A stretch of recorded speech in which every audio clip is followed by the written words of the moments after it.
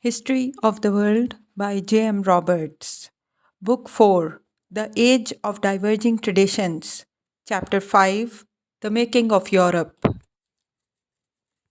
If the comparison is with Byzantium or the Caliphate, then Europe west of the Elbe was for centuries after the Roman collapse an almost insignificant backwater of world history. The cities in which a small minority of its people lived were built among and of the ruins of what the Romans had left behind.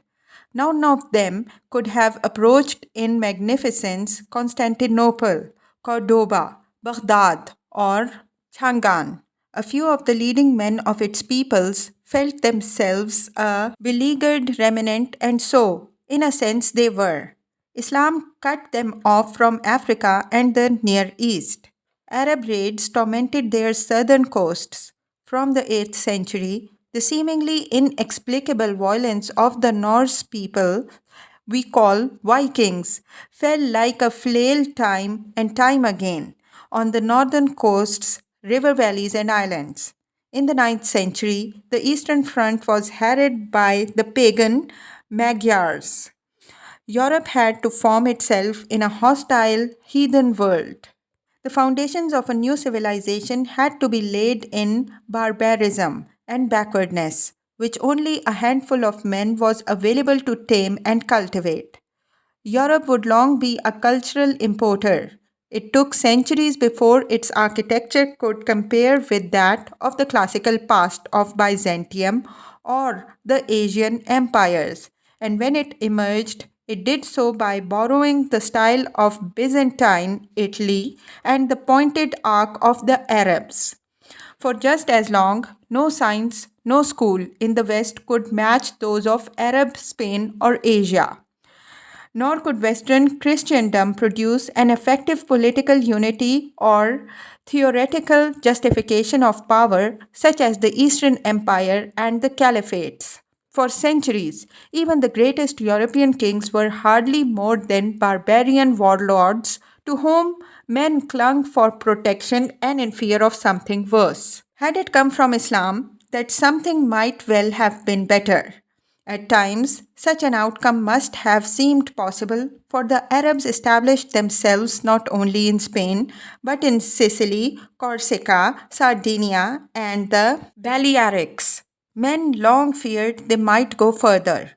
They had more to offer than the Scandinavian barbarians, yet in the end, the northerners left more of a mark on the kingdoms established by earlier migrants. As for Slavic Christendom and Byzantium, both were culturally sundered from Catholic Europe and able to contribute little to it. Yet they were a cushion which just saved Europe from the full impact of Eastern nomads and of Islam. A Muslim Russia would have meant a very different history for the West. Roughly speaking, Western Christendom before 1000 AD meant half the Iberian Peninsula, all modern France and Germany, west of the Elbe, Bohemia, Austria, the Italian mainland, and England. At the fringes of this area lay barbaric but Christian Ireland and Scotland and the Scandinavian kingdoms. To this area, the word Europe began to be applied in the 10th century. A Spanish chronicle even spoke of the victors of 732 as European. The area they occupied was all but landlocked, though the Atlantic was wide open. There was almost nowhere to go in that direction once Iceland was settled by the Norwegians. While the western Mediterranean, the highway to other civilizations and their trade, was an Arab lake. Only a thin channel of sea-borne communication with an increasingly alien Byzantium brought Europe some relief from its introverted, narrow existence. Men grew used to privation rather than opportunity. They huddled together under the rule of a warrior class which they needed for their own protection. In fact, the worst was over in the 10th century. The Magyars were checked, The Arabs were beginning to be challenged at sea, and the northern barbarians were on the road to Christianity. The approach of the year 1000 was no portentous fact for most Europeans. They were unaware of it, for counting by years from the supposed birth of the Christ was by no means yet the rule. That year can serve, nonetheless, very approximately, as the marker of an epoch, whatever the contemporary significance or lack of it, of that date. Not only had the pressures upon Europe begun to relax, but the lineaments of a later, expanding Europe was already hardening. Much of its basic political and social structure was set, and its Christian culture had already much of its peculiar flavor. The 11th century was to begin an era of revolution and adventure, for which the centuries sometimes called the Dark Ages had provided raw materials. As a way to understand how this happened, a good starting point is the map. Well before this, three great changes were underway which were to shape the European map we know. One was a cultural and psychological shift away from the Mediterranean, the focus of classical civilization. Between the 5th and 8th centuries, the center of European life, insofar as there was one, moved to the valley of the Rhine and its tributaries.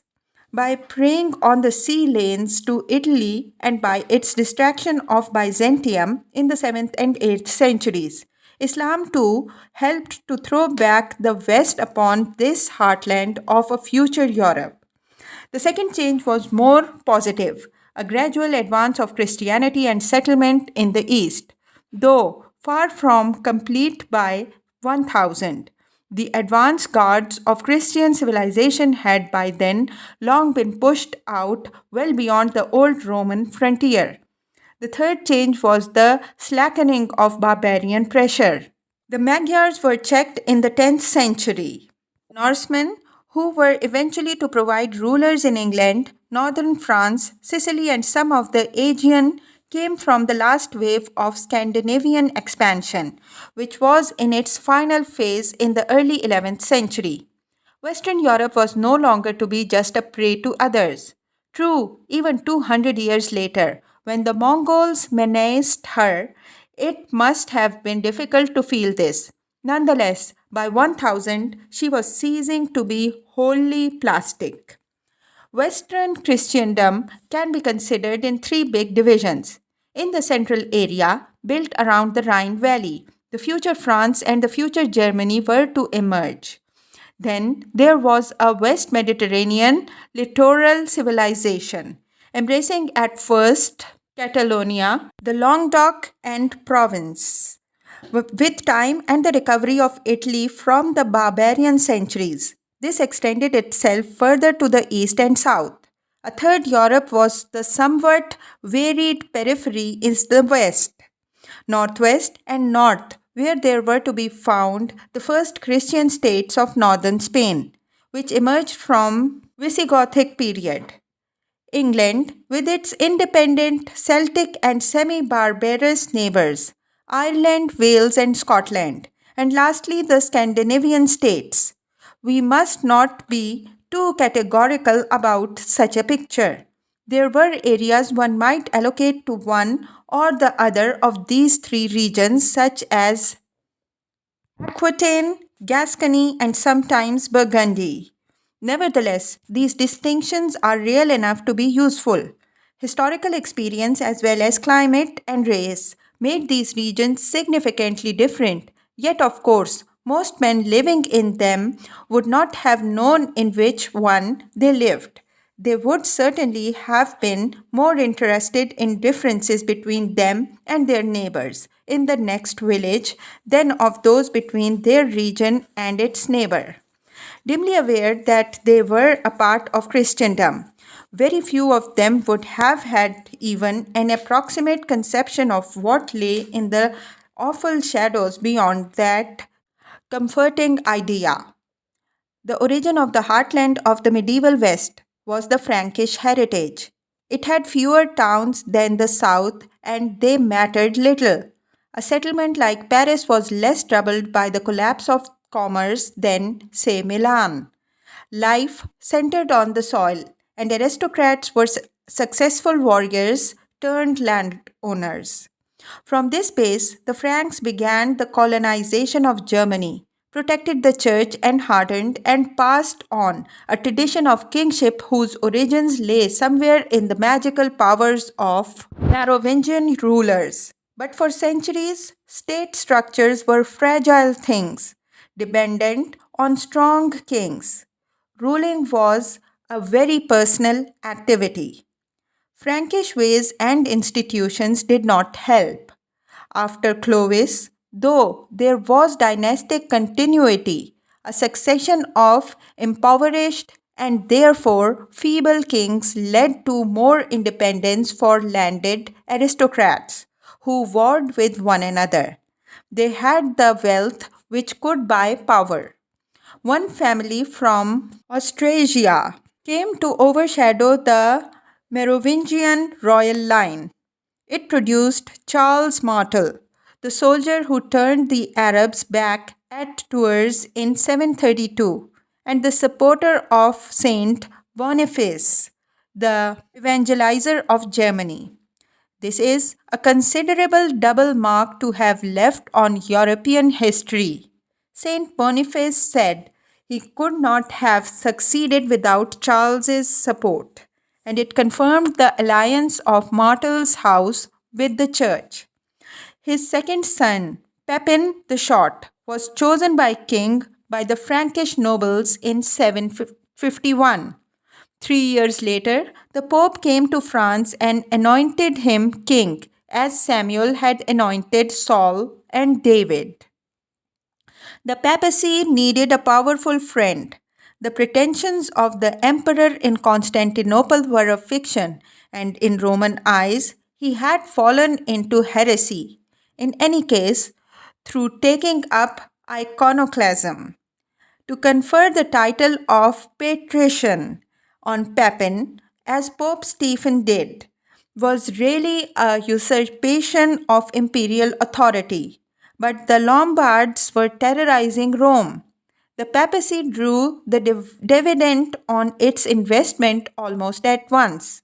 Pepin defeated the Lombards and in 756 established the Papal States of the future by granting Ravenna to St. Peter. This was the beginning of 1100 years of the temporal power, the secular authority enjoyed by the Pope over his own dominions as a ruler, like any other ruler. A Romano Frankish axis was created too. From it stemmed the reform of the Frankish Church, further colonization and missionary conversion in Germany, where wars were waged against the pagan Saxons, the throwing back of the Arabs across the Pyrenees, and the conquest of Septimania and Aquitaine. These were big gains for the Church. It is hardly surprising to find Pope Hadrian I no longer dating official documents by the regnal year of the emperor at Byzantium and minting coins in his own name. The papacy had a new basis for independence, nor did the new magic of anointing benefit only kings, though it could replace or blur mysteriously with the old Merovingian thaumaturgy and raise kings above common men in more than their power. The Pope gained the subtle implication of authority latent in the power to bestow the sacral oil. Pepin, like all Frankish kings, divided his land at his death, but the whole Frankish heritage was united again in 771 in his elder son. This was Charlemagne, crowned emperor in 800, the greatest of the Carolingians, as the line came to be called. He was soon a legend. This increases the difficulties, always great in medieval history, of penetrating a man's biography. Charlemagne's actions speak for certain continuing prepossessions. He was obviously still a traditional Frankish warrior king. He conquered, and his business was war.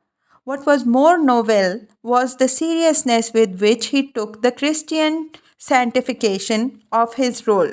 He took his duties seriously too, in patronizing learning and art. He wanted to magnify the grandeur and prestige of his court by filling it with evidence of Christian learning. Territorially, Charlemagne was a great builder, overthrowing the Lombards in Italy and becoming their king.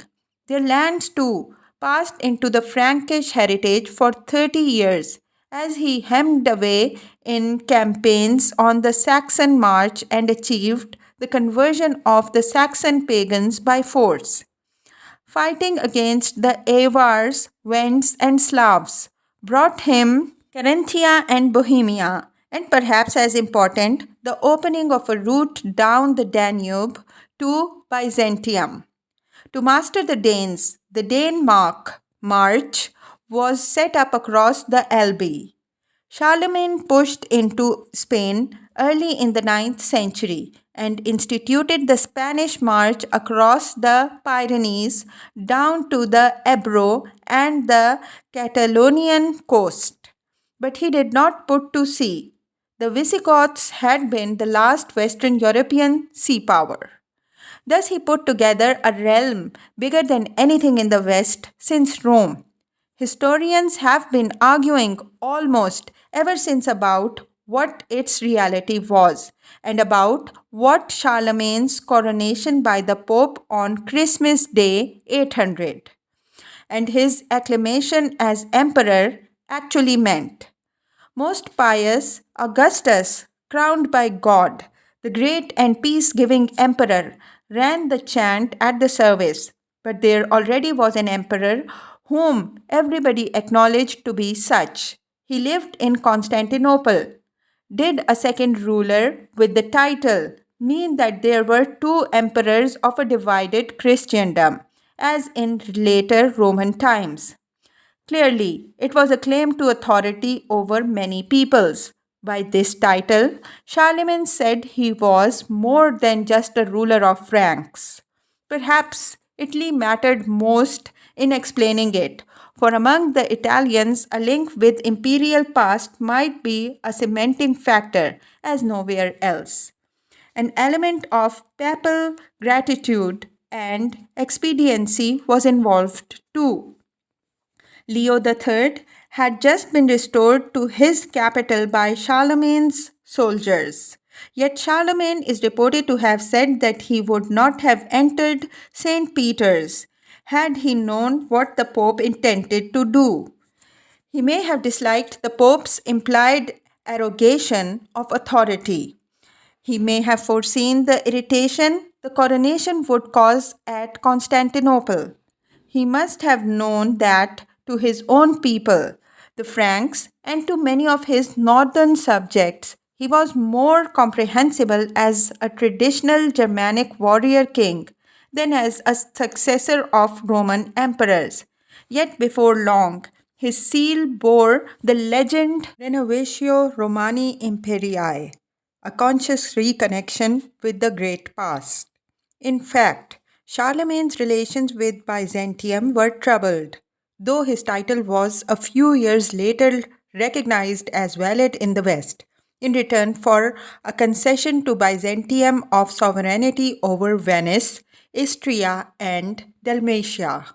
With another great state, the Abbasid Caliphate, Charlemagne had somewhat formal but not unfriendly relations. Harun al Rashid is said to have given him a cup bearing a portrait of Chosroes I, the king under whom Sassanid power and civilization was at its height.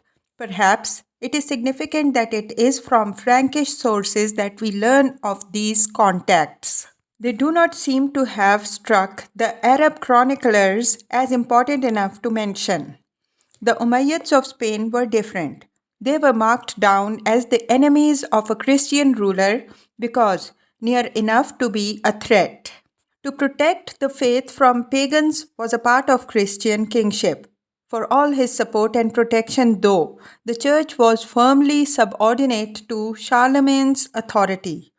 He presided over the Frankish synods, pronouncing upon dogmatic questions as authoritatively as had Justinian, and seems to have hoped for an integrated reform of the Frankish Church and the Roman, imposing upon them both the rule of Saint Benedict.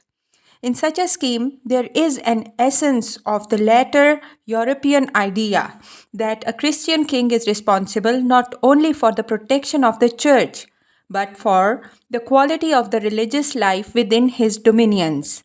Charlemagne also used the church as an instrument of government, ruling through bishops.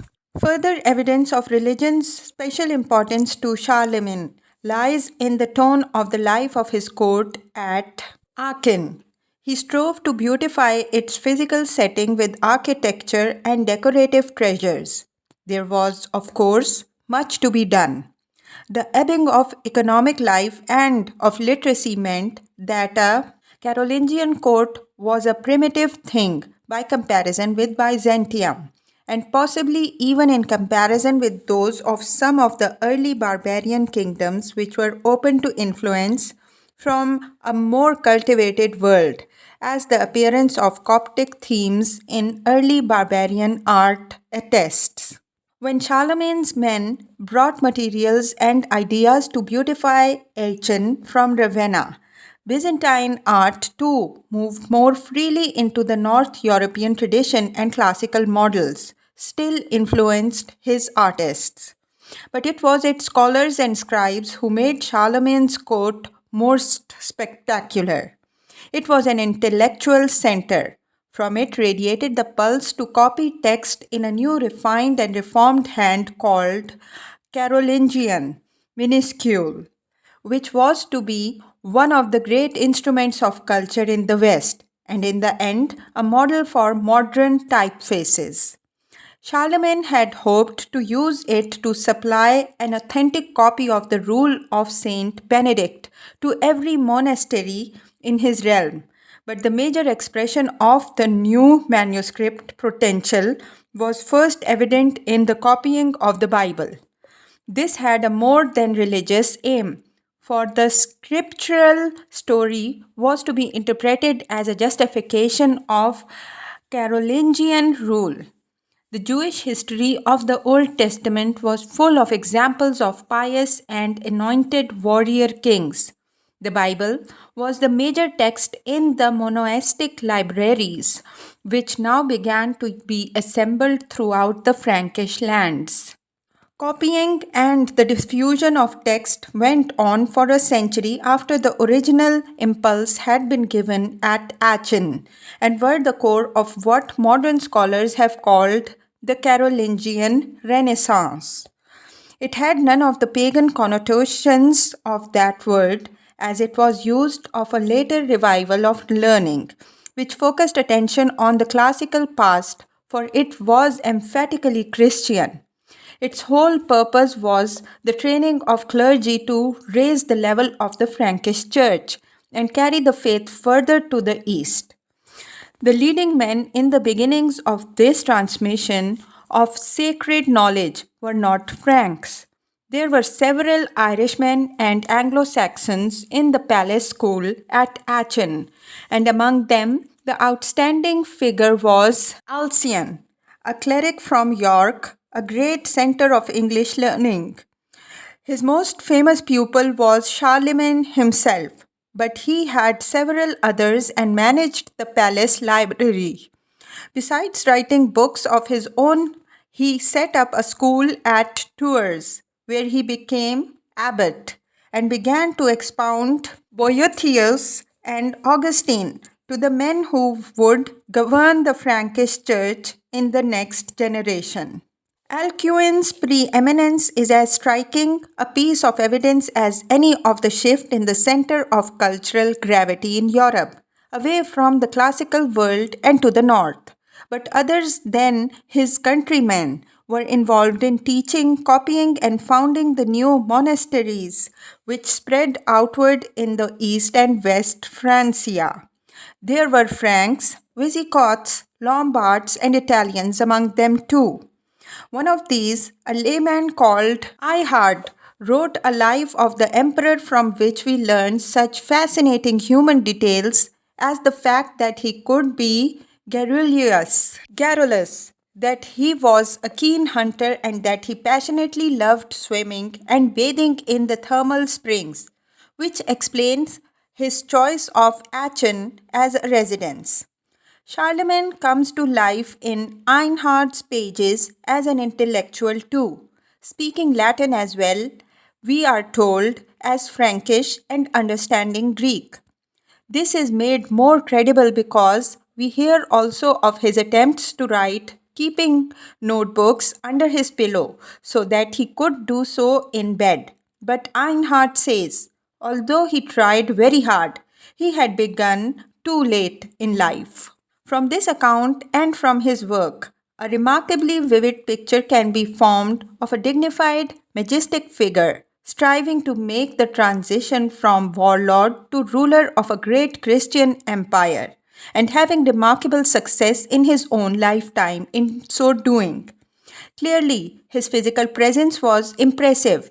He probably towered over most of his entourage, and men saw in him the image of a kingly soul, gay, just, and magnanimous, as well as that of the heroic paladin of whom poets and minstrels would be singing for centuries. His authority was a more majestic spectacle than anything seen to that time in barbarian lands. When his reign began, his court was still peripatetic. It normally ate its way from estate to estate throughout the year. When Charlemagne died, he left a palace and a treasury established at the place where he was to be buried. He had been able to reform weights and measures and had given to Europe the division of the pound of silver into 240 pennies, which was to survive in the British Isles for 1100 years. But his power was also very personal. This may be inferred from the efforts he made to prevent his noblemen from replacing tribal rulers by settling down into hereditary positions of their own, and from the repeated issuing of capitularies or instructions to his servants, a sign that his wishes were not carried out.